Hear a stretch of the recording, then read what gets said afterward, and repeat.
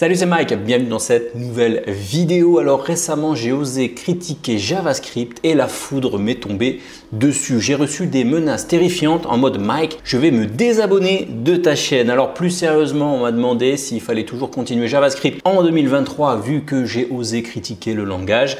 Eh bien, reste bien jusqu'à la fin de la vidéo puisque je vais te donner mon avis sur la question. Mais avant de commencer, je voudrais vraiment te donner un conseil important pour ta carrière de développeur. Alors attention à ne surtout pas devenir ce genre de hater, cassos, bolos que l'on voit sur le net. Si tu me suis, c'est que probablement tu as envie de te reconvertir, tu as envie de devenir développeur, tu es peut-être même déjà développeur et peut-être que tu te construis une identité de développeur. Et je voudrais que tu fasses vraiment attention à ça. Il y a un truc qu'on enseigne chez les entrepreneurs, les sportifs de haut niveau, les managers aussi, etc. C'est de décorréler en fait son identité de son métier.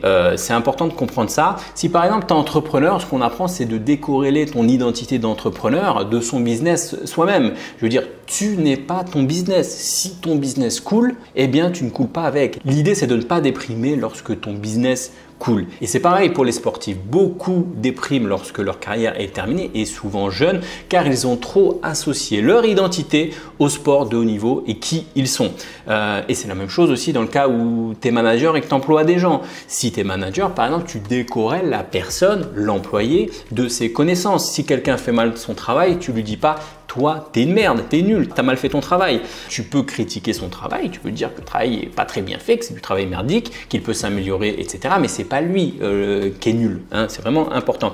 Et en tant que dev, c'est important aussi que tu comprennes ça parce que tu seras amené à bosser avec des gens qui vont peut-être faire des revues de code, qui vont analyser ton travail, qui vont peut-être t'en critiquer, te dire que voilà, il y a des choses qui sont mal faites. Eh bien, il faut bien que tu comprennes que c'est pas toi qu'on attaque, mais c'est la qualité de ton code. Alors pourquoi je raconte ça ? Parce qu'en tant que développeur, c'est important que tu fasses la même chose. Tu n'es pas ton langage, c'est important. Tu es un développeur, point. Si tu construis ton identité sur le langage, je sais que la frontière est un peu poreuse, eh bien le jour où ton langage est has-been, eh bien tu te sens has-been. Le jour où ton langage n'existe plus, tu n'existes plus. Et du coup, le jour où il y a des gens qui attaquent ton langage, eh bien tu as l'impression qu'on t'attaque toi personnellement.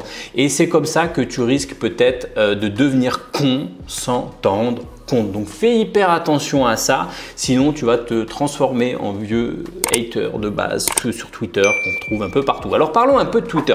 Je sais que c'est le réseau préféré des développeurs et pourquoi moi tu me verras pas sur Twitter, tu me vois pas sur Twitter, j'ai des algos, des automatisations qui repartagent mes contenus, mais je ne suis pas sur Twitter parce que c'est un algorithme où les gens ont rien à foutre qu'à passer leur temps à se clasher. Et chez les devs c'est encore pire, on dirait des concours de beats, c'est vraiment des concours de beats toute la journée. Je veux dire, c'est on dirait les gens qui sont dans le fitness game, là, les gens qui sont à la salle de muscu, qui comparent leurs biceps entre eux, c'est ces concours de beats. Pourquoi? Là, c'est la même chose, mais au lieu que ça soit des biceps, c'est des choses techniques. Et après, tu as tous ceux qui ont un peu de notoriété sur Twitter, qui se tweetent et retweetent, etc. Enfin bref, on dirait une partouze géante. Donc surtout, ne deviens pas comme eux. Et je sais que quand on démarre dans un domaine, on regarde un peu comment font les autres et on imite ce que font les autres. C'est la nature, c'est comme ça. Eh bien, s'il te plaît, n'imite pas le comportement de ces geeks prépubères que tu vois sur Twitter, sur les réseaux, etc.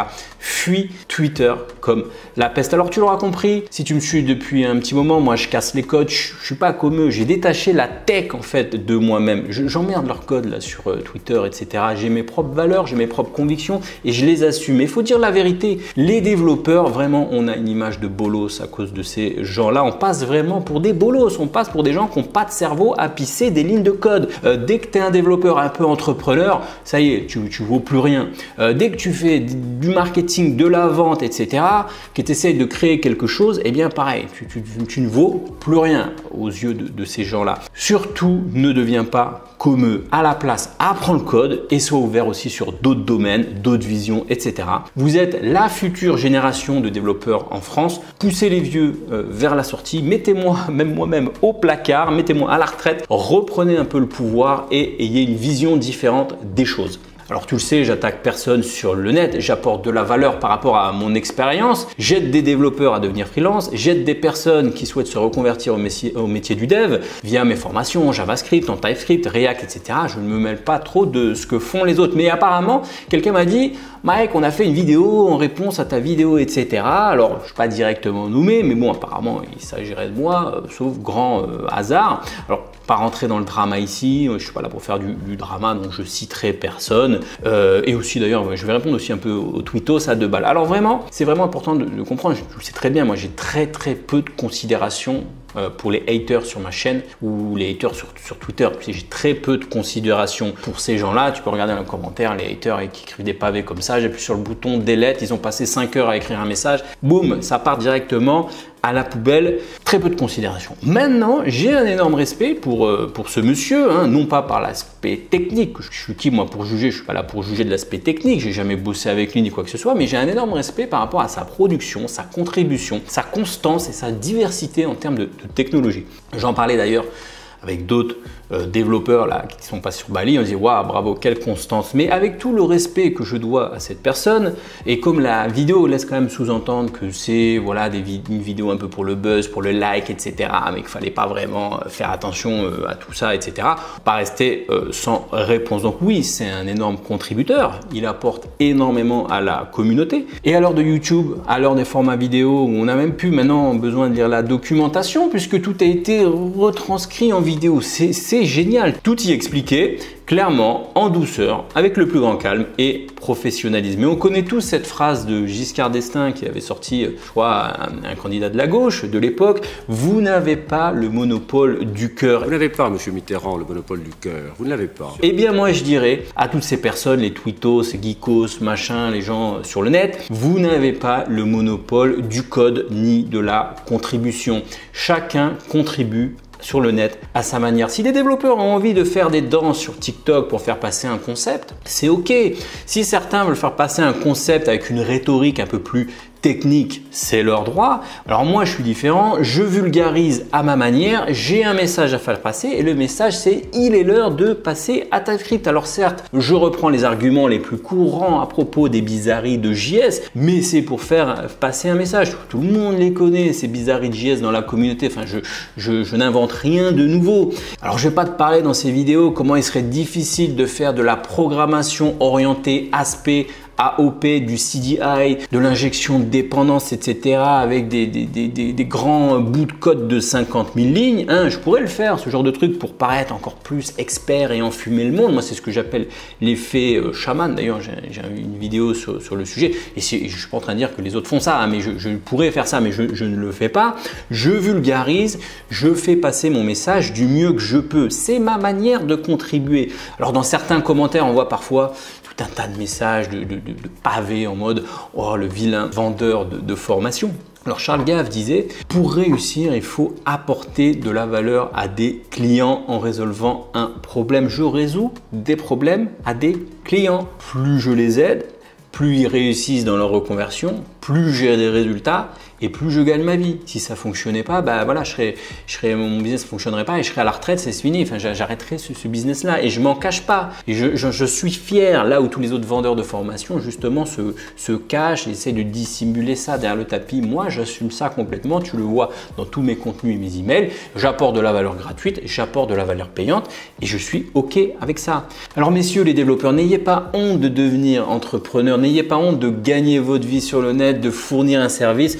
Et c'est encore plus vrai si vous voulez passer freelance. C'est peut-être comme ça qu'un jour on verra sortir en France d'énormes boîtes, des licornes peut-être qui ont été faits par des développeurs. En attendant, ce sont les mecs de l'ESSEC, d'HEC, qui ont les idées, le mindset, le business et qui nous appellent nous, les développeurs, pour pisser le code, pour réaliser leurs projets. Et à l'inverse, quand tu regardes aux USA, tu as beaucoup de développeurs qui ont sorti de produits incroyables parce qu'ils n'ont pas ce mindset de vilain entrepreneur, etc. Alors voilà pour tous ceux qui avaient un doute et qui se disaient faut-il toujours continuer à apprendre JS? Et oui, je vends des formations pour devenir développeur JS, des bootcamps pour apprendre React, des programmes sur TypeScript, etc. Ce n'est pas parce que c'est mon langage que je ne peux pas le critiquer. Donc oui, je le critique. Il ne reste pas moins que JS, c'est avec JS que tu peux facilement te reconvertir au métier du web. Donc si tu veux faire du web, eh bien évidemment, pas trop le choix. Donc apprends JS. Donc oui, je critique JS et oui, JavaScript est incontournable et que c'est un bon langage pour se reconvertir. Donc bien sûr, si tu apprends actuellement JavaScript, bien sûr qu'il faut continuer ton apprentissage de JavaScript. Ne va pas t'arrêter parce que tu as entendu que j'ai critiqué JS. On peut critiquer JS et dire qu'il faut continuer ton apprentissage de JavaScript. Enfin voilà, je m'arrête sur cette vidéo. Continue à apprendre JS, bien sûr, évolue derrière sur TypeScript. C'était mon message. Ciao, bonne fête à tous.